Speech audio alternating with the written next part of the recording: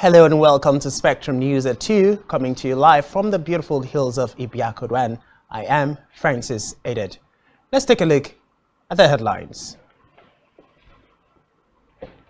President Buhari summoned service chiefs for emergency meeting today. National Assembly adjourns plenary till September 20. Plus, President Joe Biden's administration offers convicted Russian arms dealer in exchange for Guinea whaling. We will bring you details of these stories and more in a moment.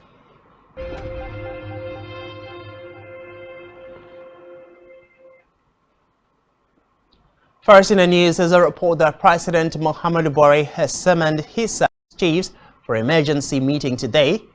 This comes barely 48 hours after the Presidential Brigade Guards came under attack by terrorists.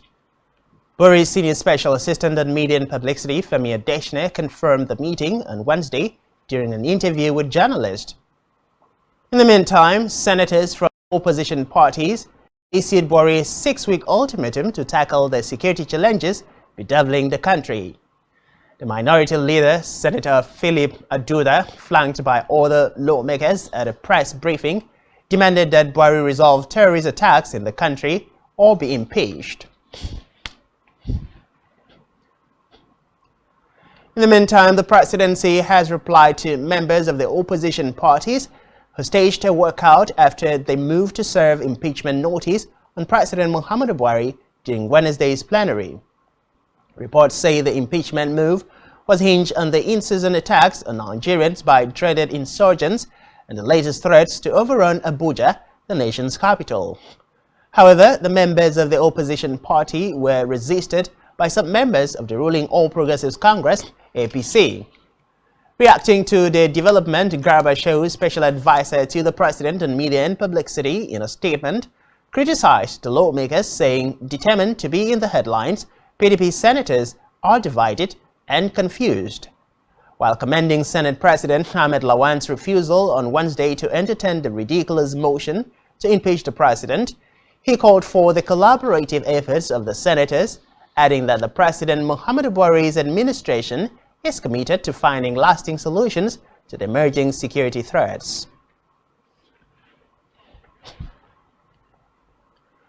In another development, the Federal Executive Council, FEC, has approved the 2023-2025 Medium-Term Expenditure Framework and Fiscal Strategy Papers, MTF, FSP, setting new parameters ahead of its presentation to the National Assembly. Also, the FEC granted approval for contracts cutting across the Ministry of Works and Housing, Ministry of Aviation, and the National Drug Law Enforcement Agency, NDLEA, summing up to over 17 billion naira. The Minister of Finance, Budget and National Planning, Zainab Ahmed, made this known while briefing State House correspondent at the end of the week's virtual meeting presided over by President Muhammadu Buhari at the Presidential Villa, Abuja.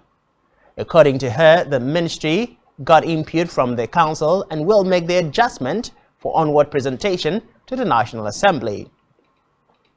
On the depletion of the excess crude account ECA, the minister said withdrawals from the accounts have always been in consultations with the National Economic Council, NEC, adding that the account has not had accruals in the last 4 years because of the volatility of crude oil in the international market.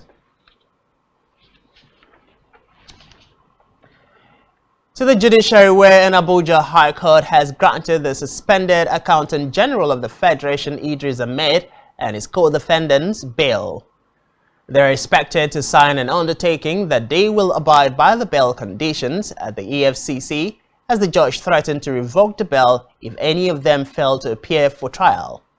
Justice Adeyemi Ajayi ordered that the defendants not leave the Federal Capital Territory, FCT, without permission of the court, and they were ordered not to procure alternate passports until their case is expended, having deposited their original passports to the agency. Ajayi gave the ruling on grounds that the allegations against the defendants are yet to be proven. The judge said the defendants are entitled to bail since the prosecution did not mention that the defendants misbehaved while in EFCC custody.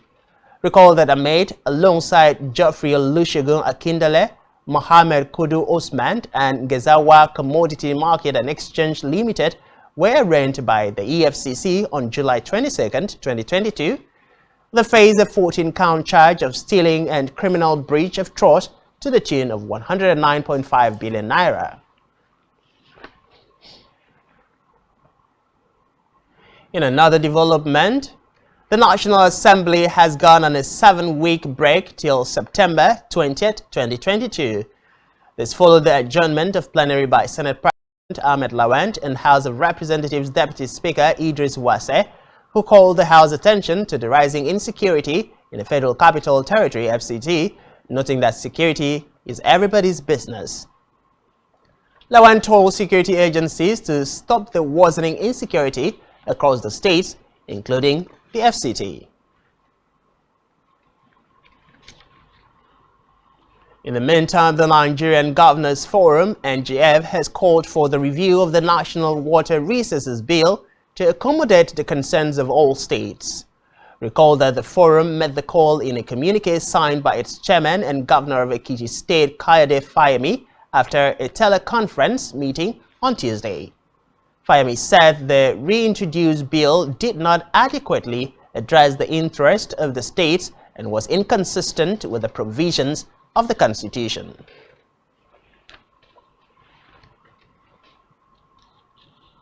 So in the judiciary, the House of Representatives Ad Hoc Committee set to investigate the petroleum products subsidy regime from 2013 to 2021 has said it does not know the profile of 23 oil and gas companies trading in Nigeria. The panel is investigating payments made by the federal government through the Nigerian National Petroleum Corporation, now Nigerian National Petroleum Company Limited, NNPC, for the subsidy on premium motor spirit, popularly known as petrol, within 8 years. The chairman of the committee, Ibrahim Aliyu, at the resumption of the investigative hearing on subsidy payments, stated that the firms had major serious questions to answer, adding that the committee would be forced to write to the embassies of the countries where the companies are based for information on them.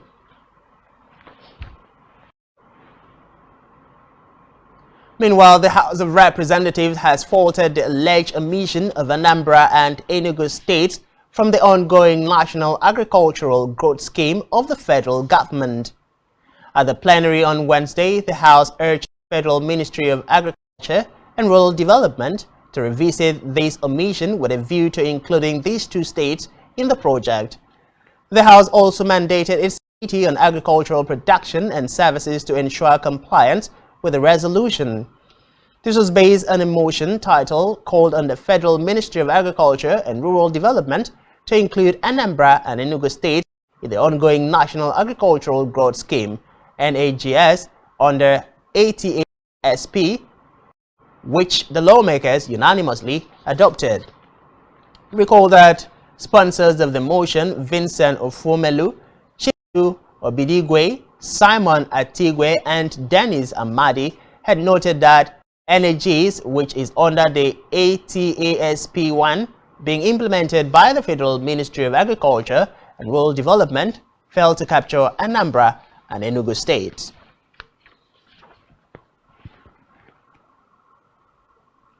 Away from that, the Governing Council of the Federal Polytechnic, Bida, Niger State, has approved the appointment of Hazani Enagi and Sadiq Marufo as Registrar and Bursar respectively.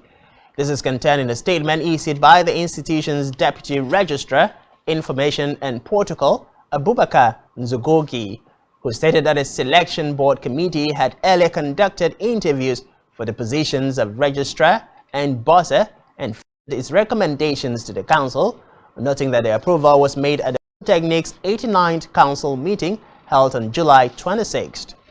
The Council Chairman, Ugo Chime, expressed satisfaction with the process of selecting the Registrar and the Bursar, describing the Registry and Bursary as the engine rooms of the Polytechnic.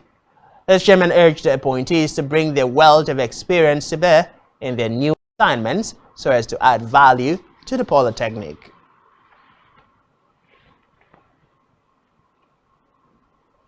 We move to security now, where gunmen suspected to be bandits last night reportedly launched attack in Owerri, headquarters of Owerri local government area of Ondo State.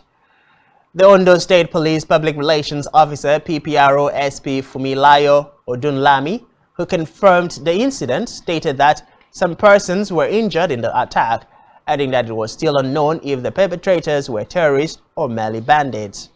Recall that weeks ago, some suspected terrorists attacked St. Francis Catholic Church in the town, murdering no less than 40 worshippers.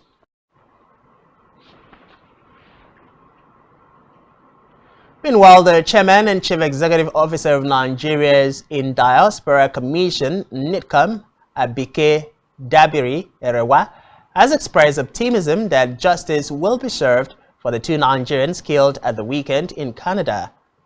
The NIDCOM boss also commiserated with the families of the slain Nigerians, expressing her deepest condolences with their families and friends. Recall that 22-year-old Chibuze Moma and 25-year-old Toshin Awaroshibe were allegedly shot dead on Saturday by gunmen at the ATL Lounge in Vaughan, Ontario, Canada. Meanwhile, the public relations of the Commission, Abdul Rahman Balogun, has said the police authorities in Canada have begun to look into circumstances surrounding the callous deaths of the 2 young Nigerians with the hope of bringing the culprits to book.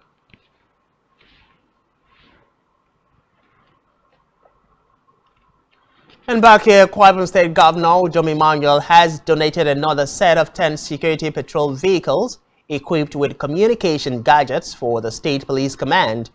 This brings to 45 the total number of operational vehicles donated by the Akwa Ibom State government to the police by the present administration.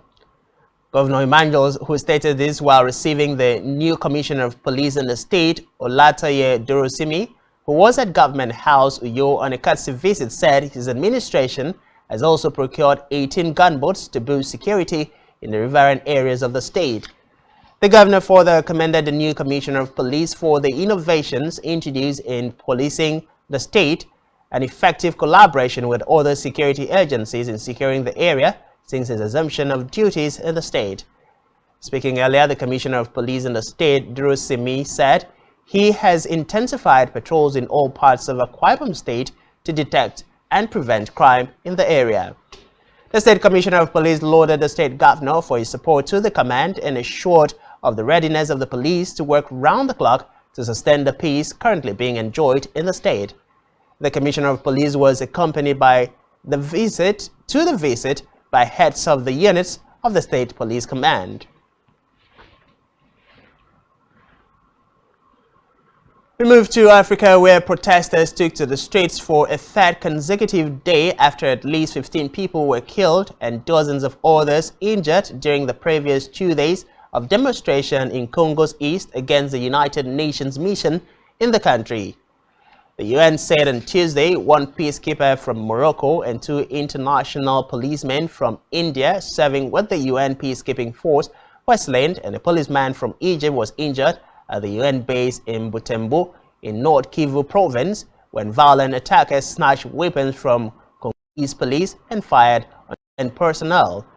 UN Secretary General Antonio Guterres has condemned the violence targeting multiple UN bases across North Kivu since Monday. Since Monday, demonstrators set fires and forced entry into the UN mission offices in Goma, accusing the peacekeeping force of failing to protect civilians amid rising violence in Congo's eastern region. They are calling for the UN forces present in Congo for years to leave.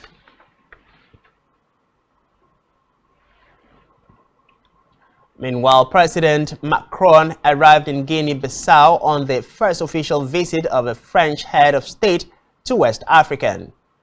The French head of state was received at the Osvaldo Vieira Airport in the Guinea capital by his Guinean counterpart, Omaro Embalo. This business visit comes as Omaro Embalo assumed office on 3rd July as the president of the Economic Community of West African States, ECOWAS, for a 1-year period. President Macron's visit is highly anticipated as the streets were full of people chanting his name and waving flags in a bid to express their delight and support of his visit.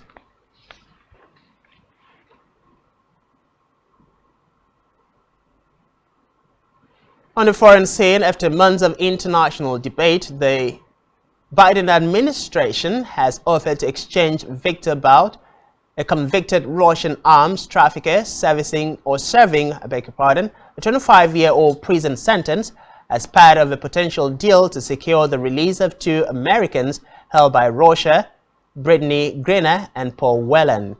Secretary of State Antony Blinken announced that the U.S. presented a substantial proposal to Moscow weeks ago for Whelan and Griner, classified as wrongfully detained, noting that Biden's support for the swap overrides opposition from the Department of Justice, which is generally against prisoner trades. The top U.S. diplomat said he intended to discuss the matter on an expected call with Russian Foreign Minister Sergei Lavrov this week, his first conversation with his counterpart since the war in Ukraine began. The table weeks ago to facilitate their release. Our governments have communicated repeatedly and directly on that proposal. And I'll use the conversation to follow up personally, and I hope. Meanwhile, Taiwan has held massive Hong Kong military drills as tensions with China builds. Taiwan military scrambles indigenous defense fighter IDF jets and tanks while ground troops detonate explosives to stop the advancement. The scenes are part of the week-long Han Kuang exercise held across Taiwan and its outlying islands until Friday. The annual event has been running since 1984 and involves all branches of Taiwan's military, including its reserve forces, in an effort to boost overall defense capabilities. Reports say this year the drills have taken a greater significance amid growing concerns over China's intentions towards Taiwan, a self-governing island that the ruling Communist Party claims as its own.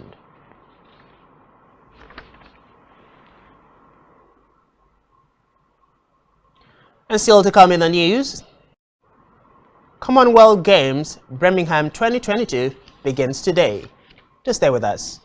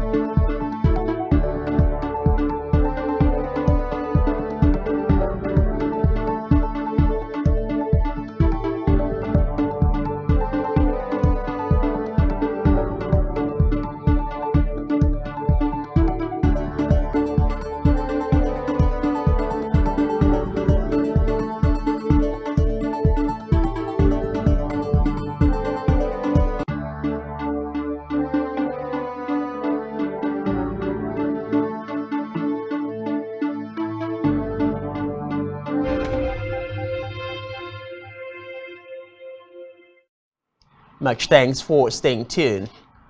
On the business news, the Federal Executive Council (FEC) has approved the leasing of 3 aircraft for the commencement of operations for the new national carrier, Nigerian Air.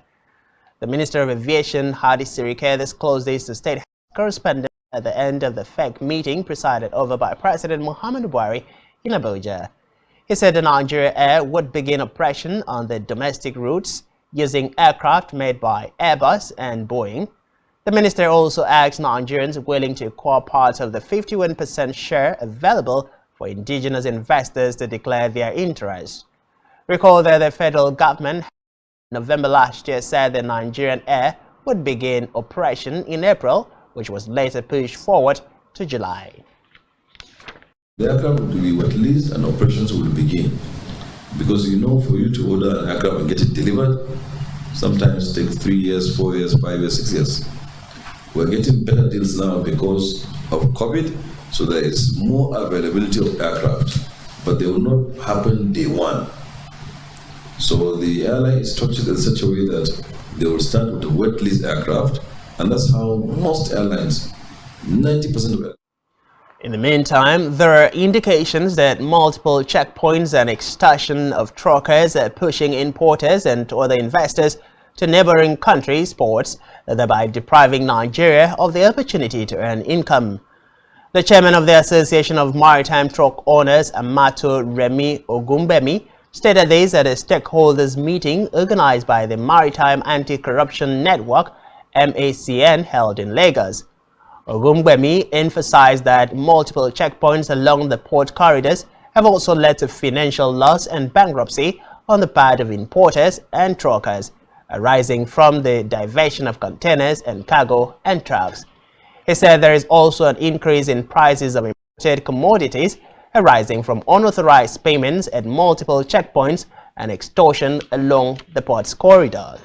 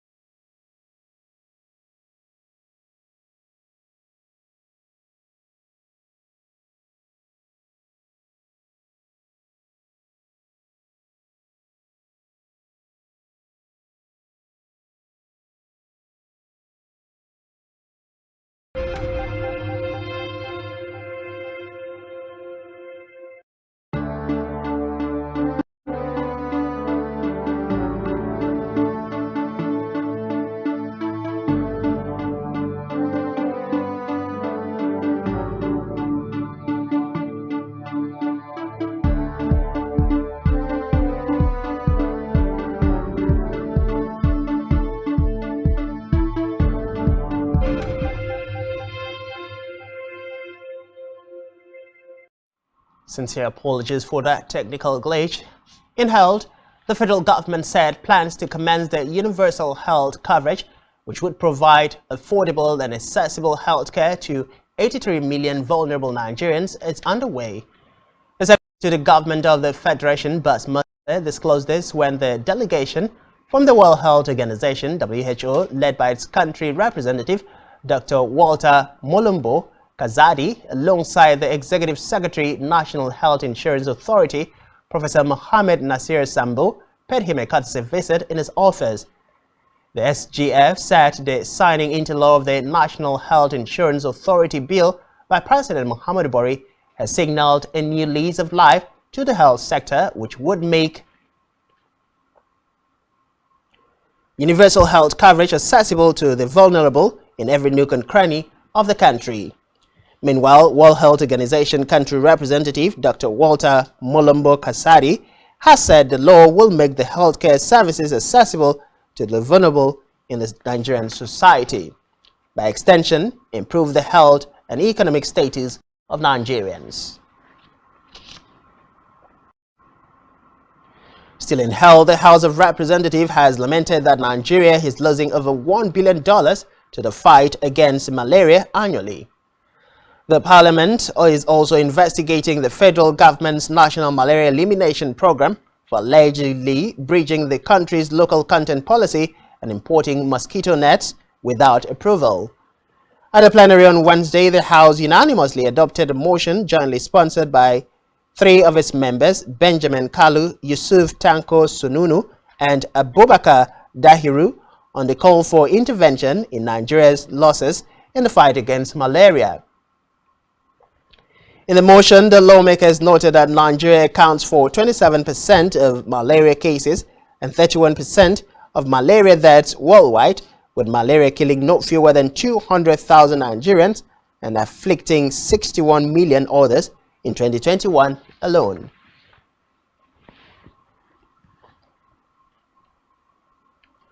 In sports, the years of waiting and preparation has come to an end today as the 22nd Commonwealth Games begin in Birmingham. Birmingham is hosting what is said to be the most expensive sporting event in the UK since the 2012 Summer Olympics in London, which cost $8.8 billion. Meanwhile, Nigeria will be making her 15th appearance at the Games since its debut in 1950 when Joshua Majikodumi won the country's first medal in the high jump event in Auckland, New Zealand. Reports say in Birmingham, the 94-man contingent will be aiming to exceed the country's best outing at the 1994 Games in Victoria, Canada, where Team Nigeria amassed 11 gold, 13 silver, and 13 bronze medals. Meanwhile, 72 Commonwealth of Nations will be competing in the 20 sports, while the opening ceremony today will take place at the Alexandra Stadium.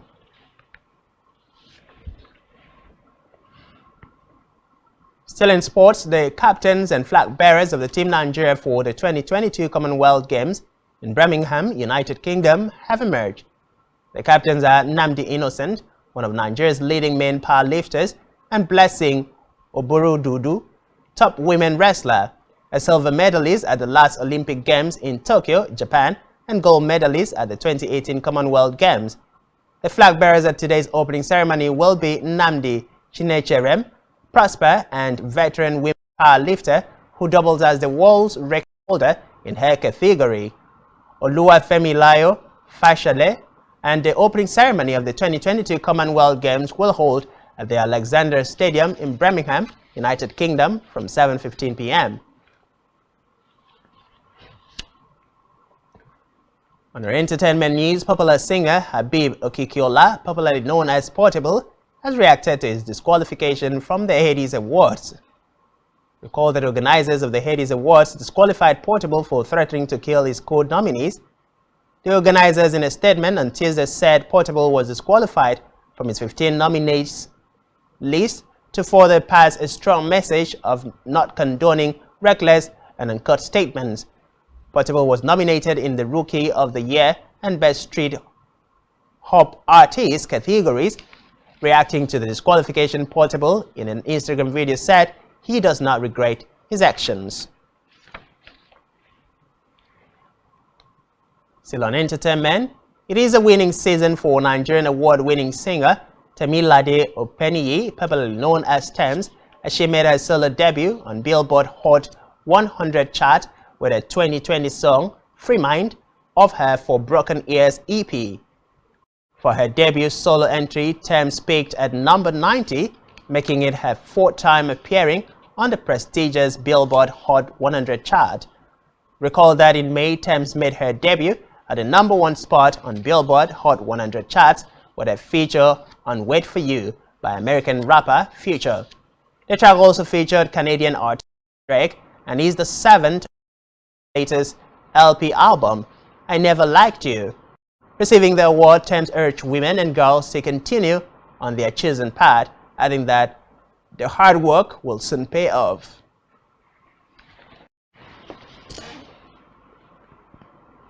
And that's all we have for you at this time. Do ensure to follow us on social media and subscribe to our YouTube channel, all of which you can find on our website, spectrumtv.ng. You've been watching Spectrum News at 2. I am Frank Cizedet. Do enjoy the rest of your day.